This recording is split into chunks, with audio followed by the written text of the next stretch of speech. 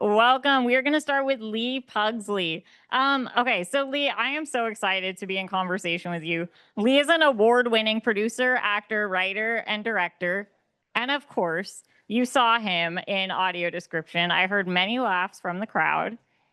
Lee, I need to read you some of the comments that your film is getting from our audience because I completely agree. One is, Lee is so naturally funny. I love this short. Great choice for the start of my fest. And another is, thank you for this. I too would pay lots of money to see that heist movie. So, safe to say, you got a future in showbiz, Lee. Thanks. Okay.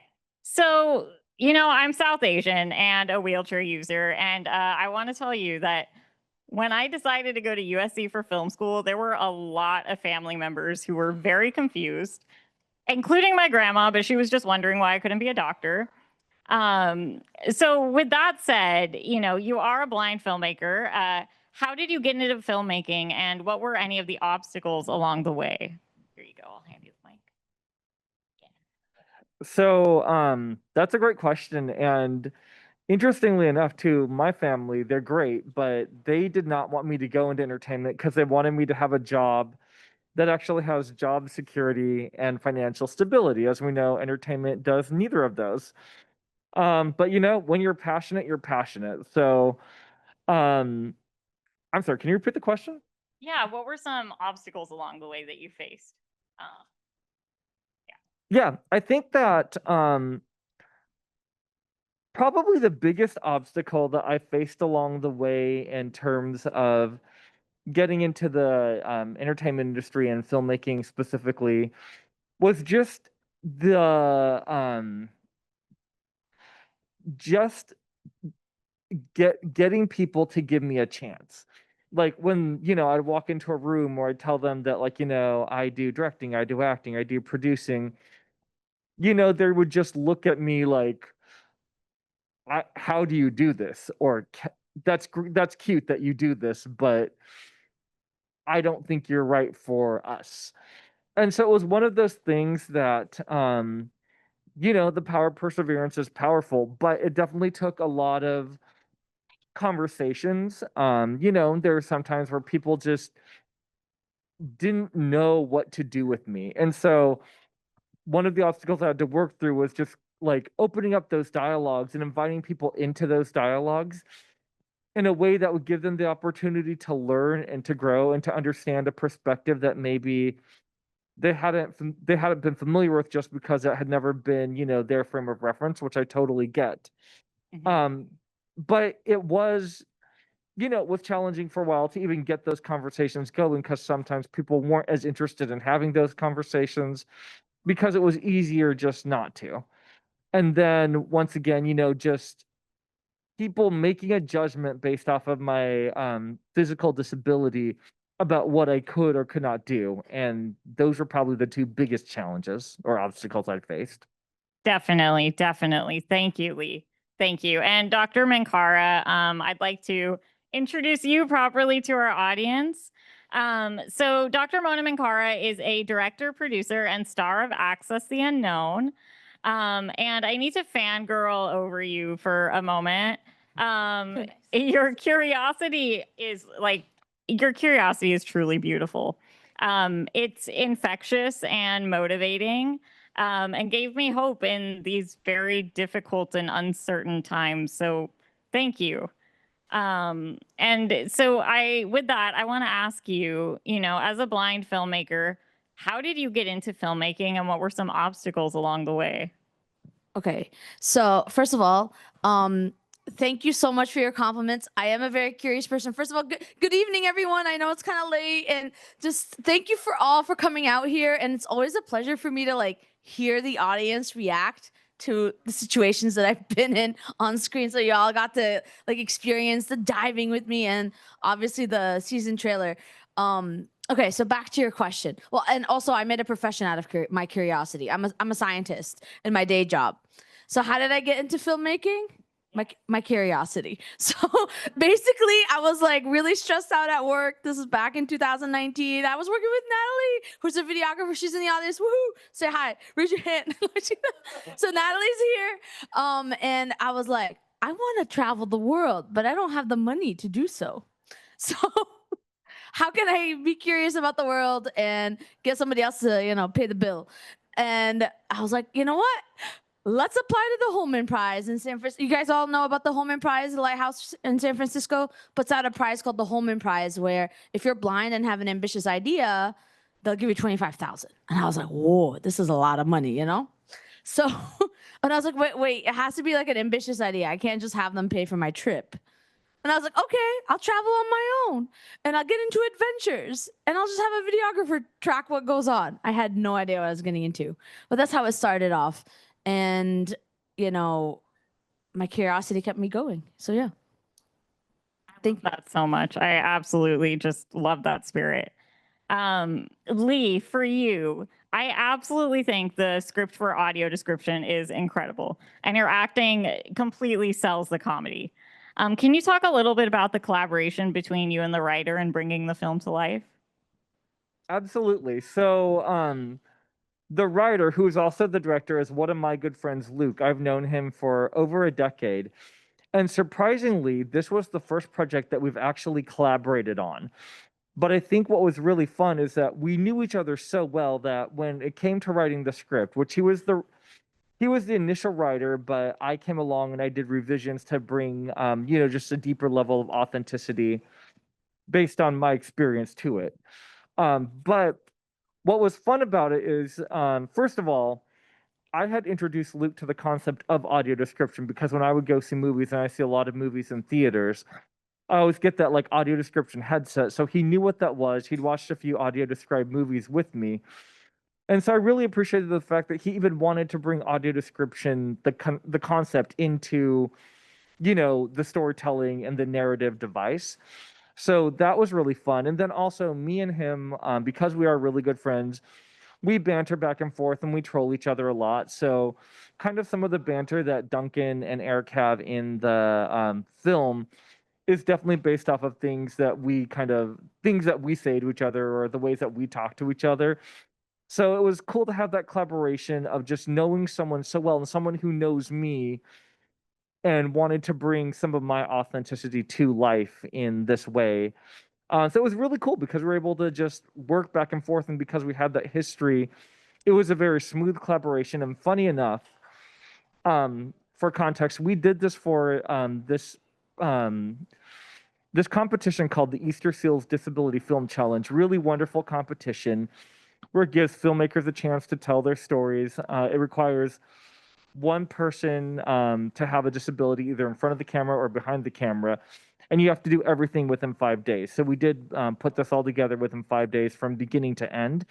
But funny enough, before the 5 days before, we had nothing planned. We had no crew, we had no cast, we had like nothing. And so I was like, there's no way that we're going to be able to do this. And Luke was working full time that whole next week. So we would have had to have like shooting at like 5 a.m. and like, 8 p.m. And I'm like, there's no way that he's going to have time to do this. So I was like, this isn't going to happen. So I was waiting for him to tell me that he was too busy to do it. On the other hand, he also thought like, we have nothing in place. There's no way that Lee's going to get anyone together in time. So he was waiting for me to call it off too. Neither one of us called it off, but both of us were ready to pull the plug if the other one had brought it up. I love that though. I love that whole the whole story, and you can tell there's so much familiarity, right, in the relationship between you and Luke in the film. The banter, just the level, the way your relationship evolves throughout it is really authentic. So thank you for sharing that. Also, the Easter Seals Disability Film Challenge is no joke. 5 days, oh, it's tough. I've definitely been there before. So Dr. Minkara, what made your film stand out to curators was that cyclical process of you planning how you were going to scuba dive with the instructor. It wasn't just the instructor saying like, this is how we're going to do it. It was a collaboration it was him, talking about the steps with you, and then you saying, well, how about we try it this way? And so with that being said, what was collaboration like amongst your crew, who some of them are here today, especially when bridging your lived experience and like the creative conception of the film? Can I bring some of them up to also help answer this? Natalie and Beach, come right up. Okay, so honestly, one of the main reasons why I think Planes, Trains, and Canes, or that specific episode, succeeds is because of the team that we have. So we had to all really, really choreograph. Natalie, do you want to come and tell a little bit? Okay. And where's Beach? Where's Beach? He's right here. Oh, Is it oh, very good. Stand? Yeah, we'll stand behind you. Oh, very cool. Like, Mhm. here, take Yeah, the yeah. mic. Somebody, you were too tall for the camera. Oh, Might want to sit okay. Maybe I'll bring 2 chairs up. Give me 1 second. Could you Okay, repeat the question? I'll talk into them. So basically, like, this is the team. You guys will get to see their actual heads soon, for the people on camera. And what was really kind of amazing is I genuinely panicked. And as a person, usually in my life, I don't really get that scared, and I really didn't know how it was all gonna go down. And we really had to sit down and collaborate. So basically, they're asking, how did we collaborate? And what were some of the challenges we faced? So I remember like literally trying to come up with very specific signage, like tactile signs for knowing like who's Natalie, who's Beach. To be completely honest with all of you, the second I went under the first time, I panicked so much. Like all of that went out the window, or out of my head. But we would sit there and we tried to really figure out a plan. And then also, I had no idea where they were filming. Like we had to come up with like a whole strategy. And then both Beej and Natalie were also filming behind the scene. And there were so many layers of collaboration. It was complicated. Yeah. Did you want to share a story? Sure. I want Beach to talk too, because it was our similar kind of day of a lot going on and working with the biggest crew that we've worked on for one PTC episode. Typically, a lot of other videos in the series are just fly on the wall, following Mona and not interfering. But this particular day diving took a lot more videographers and coordination behind the scenes. Just for more context, Planes, Trains, and Canes, our show, the rules are Mona travels and Natalie follows alongside and is not allowed to help her unless Mona specifically asks for help. There have been times during episodes where Mona needed Natalie's help, especially because we've traveled to 10 different countries over the course of 2 seasons. And a lot of adventures happen, let's just say. Specifically for this one, we really trusted the dive instructors there because they're dive instructors that I've known for a very long time. Something that we came up with was Arnell was the watch. Arnell was the watch. Arnell was the watch. A, I think, was you, right? So we would sign A into Mona's hand, and then I was B. Wait, this is B. I don't know. But anyway, yeah, that's a little bit of the. I'm sorry, we forgot it all, but that's probably some of the backstory I would share. Planes, Trains, and Canes, sorry, our shorthand. And then also I have a very clear memory. I mean, at one point, even Arnell, we realized we never told Arnell what happens if he thinks something is wrong with me. So apparently at one point when I was under, water got up into my nose. And so I started blowing really hard, right? We're like 10 meters underwater. Like I can't just go up. So I'm just like, and I didn't know anything, but apparently he panicked. He panicked because he thought something was happening to me. I had no idea. So there's this really this concept of back and forth, right? Communication really has to be both ways. And that's why it was really important for me to be like, understand this sign. And so I would sign like this. That means talk to me, something I came up with just so I knew that there were other humans around me. It was very, very disorienting. Okay, sorry, that took a long. No, do not apologize. I love hearing these stories. I was actually going to ask you how you found the diving instructors. And, now that you said it, Ben, it reminds me of what Lee was saying. Wow, he's been friends, with the director for a decade. The director is one of his closest friends, and you have been friends with the diving instructors for years as well. And it just goes to show how important, as disabled creatives, how important it is to have trusted allies to support and help tell your stories. The dive master was fantastic. Like I said in the movie, like in the video, he wasn't patronizing at all. He literally sat and he was like, let's figure this out together. He had never really done that with any other blind people. This was my first time meeting him. He's friends with, with Ben for a long time, but it was my first time, and we were in it together. Like, and that was amazing. That's fantastic. Absolutely fantastic. So on to a bit of a heavier question. So we're all very aware, especially today with the No Kings protest that went on nationwide, that we're living in a scary environment where our rights are literally being stripped away. So in this political and social moment, what does authentic disability representation mean to you? And I'll start with you first, Lee. Sure.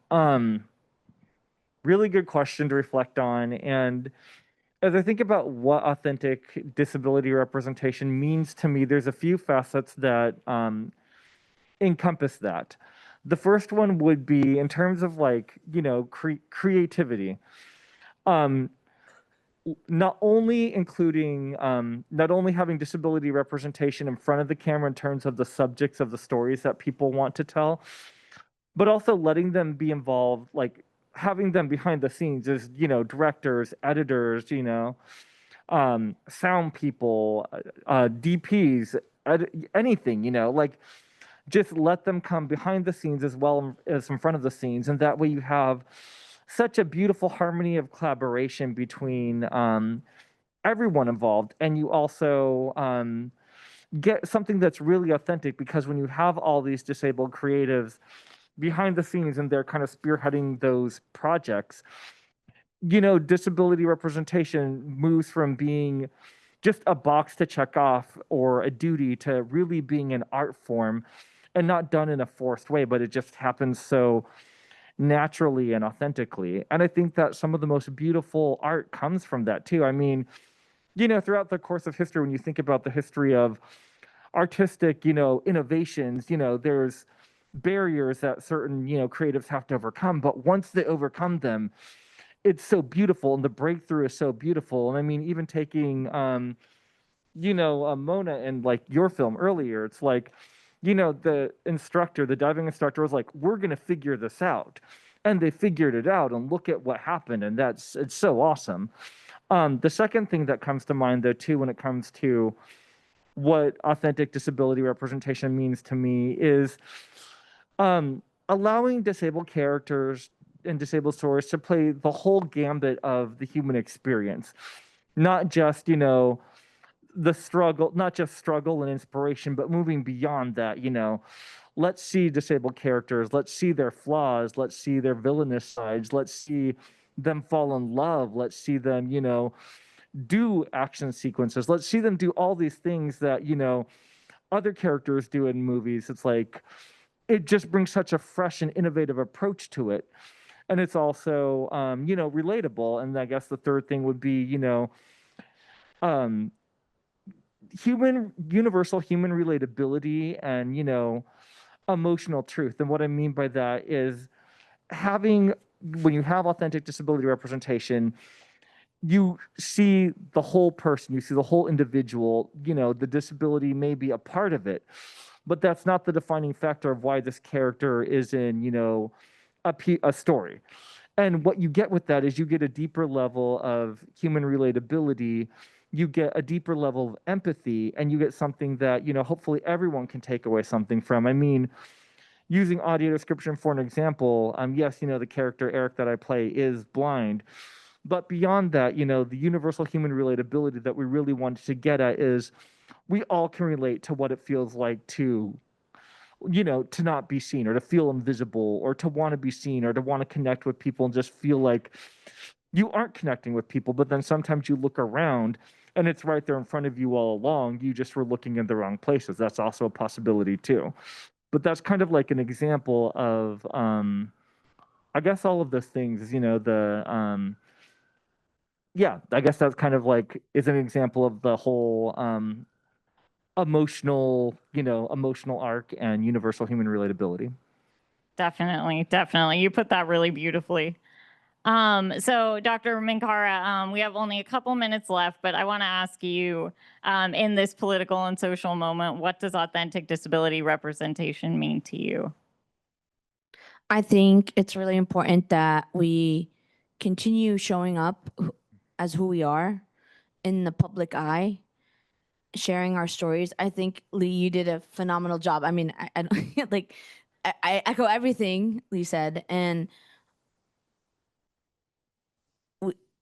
we can't be hidden. We cannot be hidden. We have to be out there. Yeah. We have to be showing who we are. And that's why I really like Planes, Trains, and Canes. I like the idea of like bringing you along. I'm another human being. I happen to be blind. I'm curious. I want to try those things. And I want you to go home and remember this story, right? And so I think everything we watched today, it all hit me in different ways. And I think that was what's really powerful. And we can't stop. We have to continue. Yeah, disabled stories are human stories and they're universal. Like, yeah, echoing what both of you said. So now, very quickly, last question. What is next for you both? Lee, what is next for you and how can folks support you?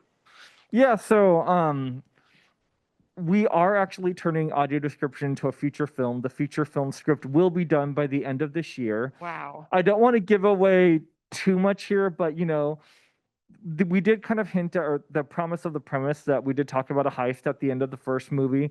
So maybe, just maybe there's a little dose of that in the feature version. You'll have to wait and see. And then I'm also finishing up a documentary that I'm the subject of that my director has been following me around for the last 4.5 years, chronicling my journey as a visually impaired artist in the industry, as well as other facets of my life. That will be wrapped up by next spring, and then we're going to be trying to do a festival run with that. I have 2 other feature film scripts that I'm finishing up right now, and hopefully we'll be able to pitch and see who's interested in that next year. And yeah, and then I guess in terms of supporting me, I would say this on behalf of me and hopefully all of us, just continue having conversations with people, continue learning and growing together, and remember to do it with kindness and grace and empathy as well. And just understand that, a lot of people that are not a part of the disabled community, if they don't know, if they've never been in our shoes, they can learn, and let's invite them to learn. And then another thing, I guess, if you guys are interested, I do co-host a podcast called The Dark Room, where we talk about accessibility in cinema. We interview audio description writers and narrators and nerd out about movies. It's called The Dark Room, and it's on all podcast platforms. So many people are pulling out their phones to look that up, Lee. By the way, Lee, you said film festival, and if you need a film festival to submit your other films to, I heard of a cool one called Superfest. Dr. Minkara, same for you. Really quickly, what is next for you, and how can folks support you? Okay, so for Planes, Trains, and Canes, we're hoping to start actually fundraising and applying for funding to see if we could do another season 3, hopefully. More adventures, more situations. I don't know, maybe skydiving. Actually, that doesn't seem that exciting to me. Like I think something more intense. I don't know. I've done zero gravity before with Dana Moser. Anyways, but yeah, we're hoping to raise the funds for another season. So stay tuned. Thank you all so much for being here. Seriously. Thank you all for coming. Big shout out to the Elsie and Lily Cox Haven of Hope, as well as the Department of Disability and Aging Services, which is part of the reason why we have this great facility. We will be hosting another event tomorrow. It'll be cozy. It'll be a nice Sunday afternoon event. And Friday, we are hosting Thursday, we are hosting a Halloween event with Ariel Bosca, where we're showing horror films.